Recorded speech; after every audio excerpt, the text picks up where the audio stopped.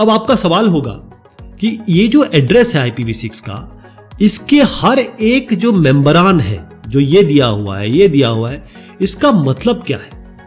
तो आप देखें, पहला अगर आप बहुत ध्यान से देखिए, ये बहुत एक एग्जाम्पल के तौर पे मैंने आप एड्रेस लिया है। तमाम तरीके के एड्रेस हो सकते हैं, जिसमें जो सबसे पहली चीज है ये 2, ये क्या सिग्निफाई कर रही है? ये आपको बता रहा है ये 2 ग्लोबल यूनिकास्ट एड्रेस है, यानी कि ग्लोबल यूनिकास्ट एड्रेस इंडिकेटर है, जो आपको बताता है कि एक जगह से लेकर दूसरी जगह तक किस जगह पे जाना है।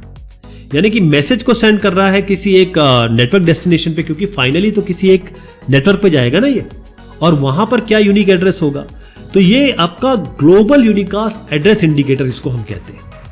इसके बाद आप ये देखिए 001, ये क्या कर रहा है?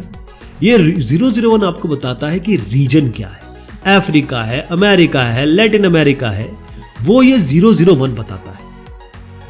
फिर आता है ये 0DB8, ये हर जगह नंबर आपको अलग मिलेंगे।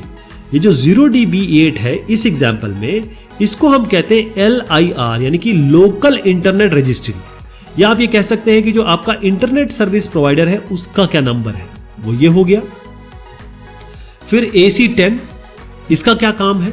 ये कस्टमर कौन है? अब आपकी बात हो गई जी, आपके सर्विस प्रोवाइडर की बात हो गई, अब कस्टमर की बात हो गई, तो AC10 ये हो गया।